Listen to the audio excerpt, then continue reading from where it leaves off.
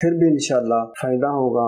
راشا ختم ہوتا جائے گا، چند دن چند ہفتے کر لیں، راشا کا نام نشان نہیں رہے گا، اعصاب مسل مضبوط ہو جائیں گے، راشا ختم ہو جائے گا، انسان حشاش بشاش ہو جائے گا، اپنے ڈیلی کے معاملات خود ہی سر انجام دیتا رہے گا انشاءاللہ.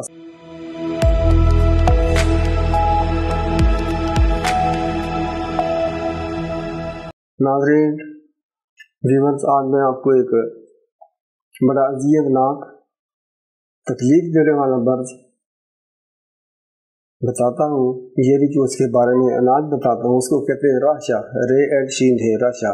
ہاتھ کانپتے ہیں، آدمی اتنا آوازدار، اتنا وہ پریشان ذلیل ہو جاتا ہے اپنی نظروں میں کہ بیان نہیں کر سکتا، دوسروں کا محتاج ہوتا ہے، نہ روٹی کھا سکتا ہے نہ پانی پی سکتا ہے، استجا خود نہیں کر سکتا، حالانکہ وہ ٹھیک ٹھاک ہوتا ہے، ہوش و حواس میں ہوتا ہے، ہاتھ کانپتے ہیں. اس کا نقشہ میں پیش کرتا ہوں. آپ نے تل چاہے کالے ہوں چاہے سفید ہوں، لیکن سفید تل 200 گرام لے لیں، گری بادام 250 لے لیں، تخم میتھی 200 گرام لے لیں، چہار مغز 250 گرام، مصری 300 گرام.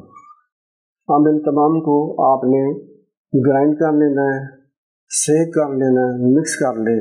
یہ نسخہ مکمل ہو گیا، تیار ہو گیا. اب اس میں سے 2 چمچ صبح کو، دوپہر کو، رات کو دودھ کے ساتھ، چائے کے ساتھ، قہوے کے ساتھ لے سکتے ہیں. قہوے کے ساتھ نہ لیں تو بہتر ہے، چائے ہو جائے، دودھ ہو جائے 1 کپ، ٹھیک ہے.